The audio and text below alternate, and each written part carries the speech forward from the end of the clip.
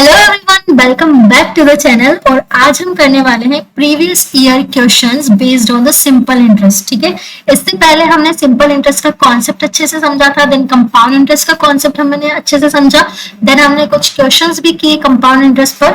और आज हम कुछ प्रीवियस ईयर क्वेश्चंस करने वाले हैं जो कि बिल्कुल एग्जाम रिलेवेंट होने वाले हैं और आगे आने वाली 2026 की सभी आने वाली एग्जामिनेशन में हेल्पफुल रहेंगे। ठीक है, so without wasting any time, let's start the first equation of the day. A sum faced at total simple interest of rupees 3,570 at the rate of 8.5% in 6 years. What is the sum? तो हमें बताना है कि हमने कितना amount invest किया था जो कि 8.5% की रेट ऑफ इंटरेस्ट से 6 सालों में इतना इंटरेस्ट देता है, 3,570 इंटरेस्ट देता है।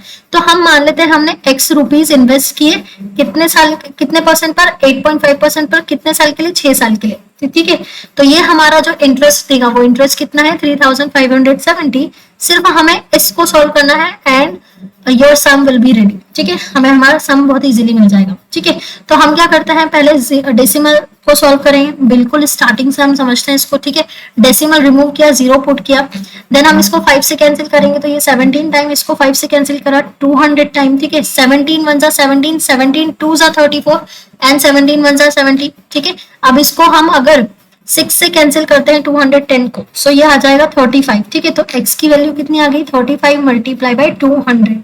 सो यहाँ से x की वैल्यू हमारे पास आ जाएगी 7000। तो हमारा जो सम इन्वेस्टेड अमाउंट था, वो इन्वेस्टेड सम जो था वो 7000 रुपीज था। ठीक है, तो हमें इस तरह इस क्वेश्चन को करना है। Now let's move to the next question. A certain sum when invested at 7% per annum for 6 years, it amounts to 85,200। ठीक है, फाइंड द सम। अब कुछ सम हमने इन्वेस्ट किया होगा पर हमें यहाँ नहीं पता है कि वो सम कितना है, बट हमें अमाउंट पता है। दिस टाइम इंटरेस्ट नहीं पता है, इस टाइम हमें क्या पता है, अमाउंट। ठीक है, तो अगर हम कोई 100% की जो भी अमाउंट इन्वेस्ट करते हैं तो वो कुछ परसेंटेज देता है। अगर वो 10% देता तो मैं बोलती कि अमाउंट 110 हो चुका है, राइट। पर अगर हम यहाँ पे देखें तो हमने 7% पर 6 इयर्स के लिए हमने इसको इन्वेस्ट किया है। तो 7% पर 6 इयर्स के लिए क्यों किया है, तो हमारा जो अमाउंट इंटरेस्ट बनेगा वो 7 मल्टीप्लाई बाय 6 यानी कि 42% का इंटरेस्ट बनेगा। और ये 42% किसका होगा, ये होगा हमारे इन्वेस्टेड सम का, यानी कि जितना पैसा हमने इन्वेस्ट किया है उसका 42%। ठीक है, तो सपोज अगर हमने 100 रुपीज इन्वेस्ट किए हैं और 42% मिलने के बाद वो अमाउंट कितना हो जाएगा, 142। बल्कि हमें अमाउंट तो टोटल अमाउंट तो दे रखा है इस क्वेश्चन में 85,200। इट मींस 142 यूनिट्स की वैल्यू हमको दे रखी है 85,200 रुपीज। हमें क्या फाइंड करना है, सम फाइंड करना है। और एक्चुअल सम तो हमारा 100 यूनिट्स था ना, तो हम यहाँ से फाइंड कर लेते हैं। ठीक है, 42 यूनिट्स, 142 यूनिट्स की वैल्यू 85,200 है, तो हमें किसकी यूनिट फाइंड करनी है, हमें 100 यूनिट्स की वैल्यू फाइंड करनी है। ठीक है, अब इसको इजीली सॉल्व कर लेते हैं हम। ठीक है, अब यहाँ से हम देखते हैं कि 142 का 6 टाइम होता है, बेसिकली ये 6 टाइम होता है 852।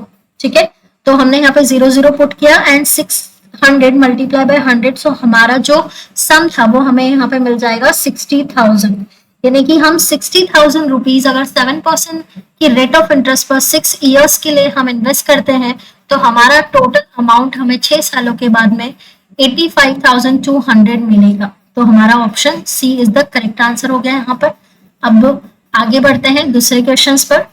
A certain sum is invested at simple interest at R% per annum for 5.5 years. Had it been invested at R plus 6% per annum at a simple interest, it would have faced 2,614 more as a interest. What is the sum?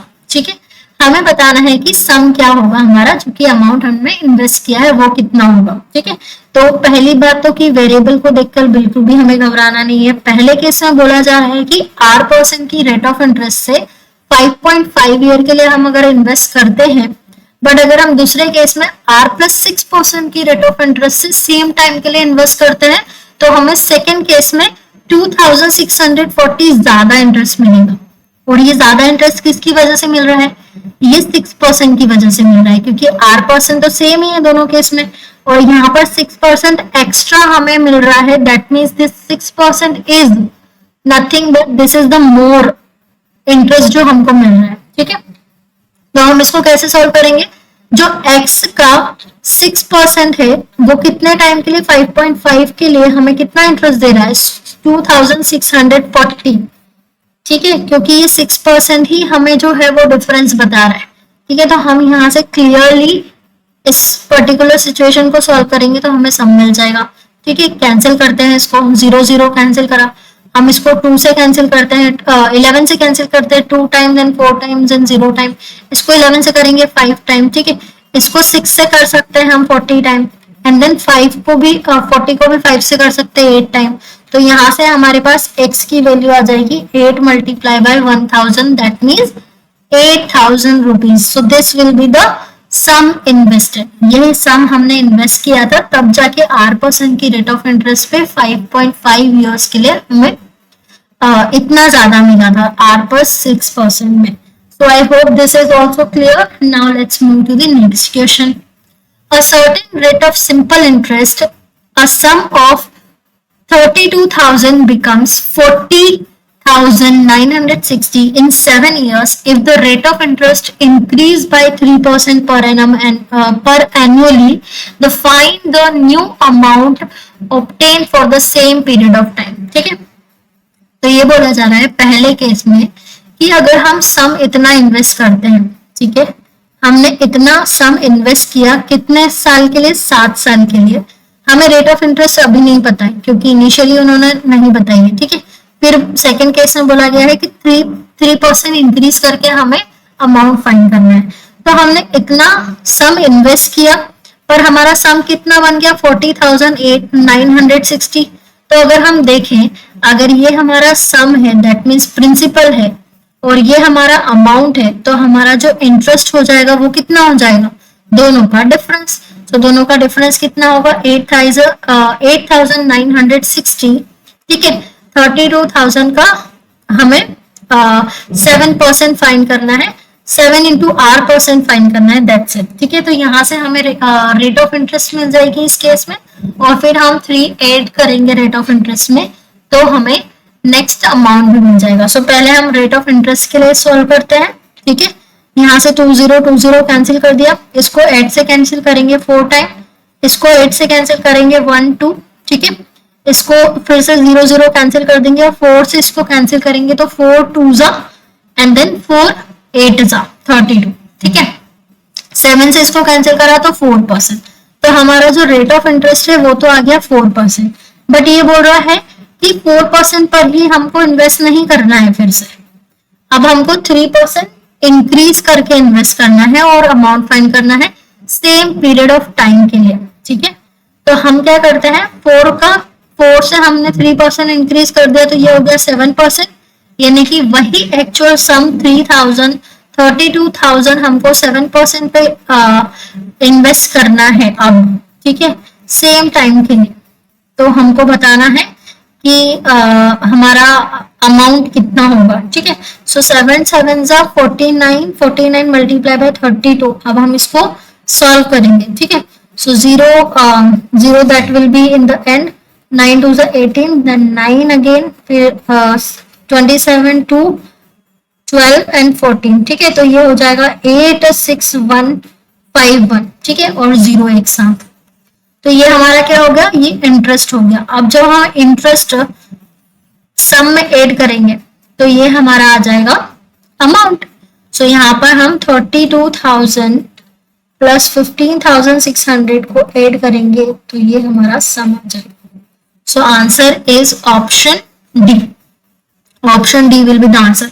अब इसको हमें कैसे करना था, ठीक है, तो अगर हमें इसको कैसे करना था, अब हमें पता है कि 32,000 हमें इन्वेस्ट करना है कितने साल के लिए, 7 साल के लिए। रेट ऑफ इंटरेस्ट पहले फाइंड कर लेते हैं और हमारा ब्याज कितना बनेगा, इतना बनेगा। तो यहाँ से पहले तो हमें एक्स की वैल्यू आर की वैल्यू फाइंड करनी है, रेट ऑफ इंटरेस्ट फाइंड करना है। 0 कैंसिल, 8 से कैंसिल किया 1 2 टाइम, 8 से कैंसिल किया 4 टाइम। ठीक है, अगर हम इसको कैंसिल करेंगे तो ये हो जाएगा रेट ऑफ इंटरेस्ट 4, ठीक है 4%। अब इंक्रीज करेंगे 4 से 3% इंक्रीज करा तो ये हो गया 7%, ठीक है। यानी कि अगर कोई चीज 100 हमने इन्वेस्ट किया है अमाउंट तो वो हो जाएगा 107, ठीक है 107। और एक्चुअली वो होगा कितना 7 इंटू 749, सो वो हो जाएगा 149, ठीक है। बट हमने इन्वेस्ट कितना किया था, हमने इन्वेस्ट किया था 32,000।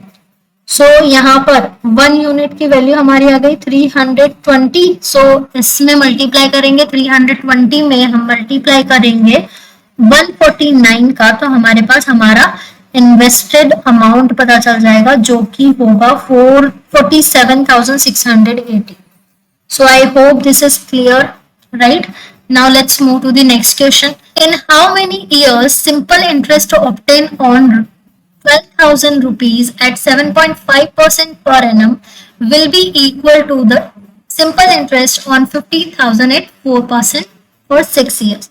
ठीक है, तो हमने 12,000 पे 7.5% पे कुछ टाइम के लिए जो पैसा इन्वेस्ट किया है, और अगर इस पे जितना इंटरेस्ट मिला है वही इंटरेस्ट हमें सेकेंड केस में जो कि 15,000 रुपीज को इन्वेस्ट करके 4% की रेट ऑफ इंटरेस्ट पे 6 इयर्स में मिला है उसके बराबर होगा। तो हमें सिर्फ इसको सॉल्व करना है, that's it. 100 cancel very easy, 0 cancel very easy, 6 2 12, ठीक है 7.5 2 15, 2 कैंसिल एंड टाइम कितना आ गया हमारे पास 4 year. So option A is the correct answer for this, ठीक है। इस टाइप की क्वेश्चन तो हम बिल्कुल एकदम इजीली भी कर सकते हैं without any tricks and all, ठीक है, एकदम इजीली बेसिक फॉर्मूला के साथ में, ठीक है। Now let's move to the next question.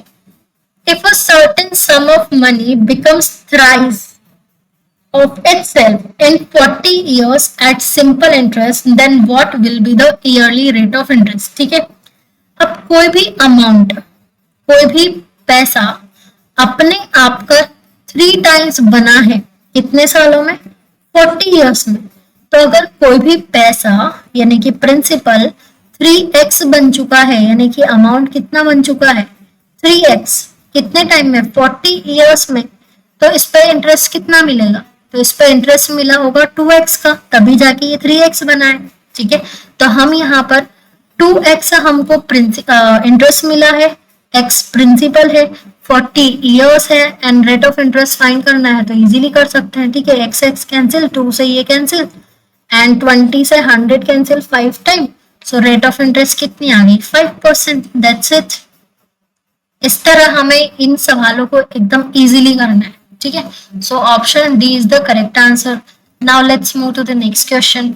A certain sum of money becomes 5 times of itself in 16 years at a simple interest. In how many years it will be 10 times? तो पहले हमें find करना पड़ेगा rate of interest first case में, ठीक है। तो बोल रहे हैं कि x बना है कितना 5 टाइम्स बना है, यानी कि ये प्रिंसिपल होगा, ये अमाउंट होगा, तो हमारा जो इंटरेस्ट होगा वो 4x हो जाएगा। 4x वैल्यू है वो x पर 16 इयर्स के लिए कितने रेट ऑफ इंटरेस्ट पर 5 टाइम्स हुई है हमें ये बताना है, ठीक है। तो यहाँ से बस इसको सॉल्व करना है एंड दैट्स इट, 4 टाइम और ये हो जाएगा 25 time. So rate of interest कितनी आ गई हमारी 25%। 25% की रेट ऑफ इंटरेस्ट पर कितने साल में वही सेम मनी 10 टाइम्स हो जाएगी ये बताना है। अब 10 टाइम्स होने के लिए यानी कि x से 10 टाइम्स हो रही है तो इंटरेस्ट कितना मिला होगा 9x, ठीक है। तो हम 9x हमें इंटरेस्ट मिला, x पर 25% रेट ऑफ इंटरेस्ट पर कितना टाइम लगेगा, ठीक है। तो हमें बस इसको कैंसिल करना है, x कैंसिल हो गया तो टाइम आ गया हमारा 36 इयर्स। सो इस तरह हमें इस सवालों को करना है। Option D will be the correct answer for this. Now let's move to the next question. Simple interest 6,000 becomes 7,800 in 4 years, ठीक है। If the rate of interest increase numerically by 7% then the total amount will become, ठीक है। सो 6,000 से पैसा हमारा कितना बना है 7,800, ठीक है। तो यानी कि कितने का इंटरेस्ट हमको मिला है हमें 4 सालों में 1800 रुपए का इंटरेस्ट मिला है, ठीक है। 1800 रुपए हमें 6000 पर 4 इयर्स के लिए कितने रेट ऑफ इंटरेस्ट पर, तो हमें फाइंड करना है। ये जीरो से जीरो कैंसिल कर दिया, इधर भी जीरो से जीरो कैंसिल कर दिया, ये 30 टाइम 4 से इसको कैंसिल करेंगे तो 7.5% हमारी रेट ऑफ इंटरेस्ट आ जाएगी। अब बोला जा रहा है कि 7% से इंक्रीज करना है, सो अगर हम 7.5 को 7 से इंक्रीज कर देंगे तो हमारी रेट ऑफ इंटरेस्ट कितनी हो जाएगी, 14.5%। अब बोला जा रहा है कि अमाउंट फाइंड करके बता दो, ठीक है। अमाउंट फाइंड करके बताना है, तो हमें बस इतना बताना है कि 6000 का 14.5%, 14.5% कितना है, जीरो से जीरो कैंसिल कर दी, फिर जीरो पुट करी, जीरो से जीरो कैंसिल कर दी। अब हमने इससे मल्टीप्लाई करेंगे तो ये आ जाएगा 3480, ठीक है। हमारा जो इन्वेस्टेड सम था, अमाउंट जो इन्वेस्टेड मनी थी वो थी 6000 रुपीज। 6000 में अगर हम इंटरेस्ट ऐड कर देंगे तो टोटल अमाउंट आ जाएगा, सो ये आ गया 9480। Option B is the correct answer for this. Now let's move to the next question. Sum of 5000 becomes 6600 at a simple interest in 4 years. In how many years will the sum of 7500 amounts to 11100 at the same interest, same rate, ठीक है। तो हमें बताना है कि 5000 से 4 साल में पैसा अगर 6600 हुआ है तो रेट ऑफ इंटरेस्ट कितनी है। तो रेट ऑफ इंटरेस्ट फाइंड करने के लिए हमें देखना पड़ेगा कि हमें यहाँ पे इंटरेस्ट कितना मिला है। इंटरेस्ट मिला है 1600 रुपए, 1600 रुपए का इंटरेस्ट हमें मिला है, ठीक है। 1600 रुपए का इंटरेस्ट 5000 पे 4 ईयर के लिए, तो रेट ऑफ इंटरेस्ट फाइंड कर लेते हैं। सबसे पहले जीरो जीरो कैंसिल करा, जीरो एक और जीरो कैंसिल कर दिया, फिर 4 से इसको 40 टाइम कैंसिल कर दिया, 5 से इसको कैंसिल कर दिया, तो रेट ऑफ इंटरेस्ट हमारी आ गई 8%, ठीक है। 8% की रेट ऑफ इंटरेस्ट पर हमें अब हमें बताना है से कितने टाइम में 7500 पैसा हमारा 11100 बन जाएगा। अगर 11100 बन रहा है, that means what is the interest, interest कितना बन रहा है, इंटरेस्ट हमारा बन जाएगा 3600। सो 3600 इंटरेस्ट बन रहा है 7500 पर 8% रेट ऑफ इंटरेस्ट में कितने टाइम के लिए, तो हमें बस ये टाइम बताना है। जीरो जीरो कैंसिल अगेन, ठीक है। फिर अगर हम इसको 8 से कैंसिल कर देते हैं, ठीक है।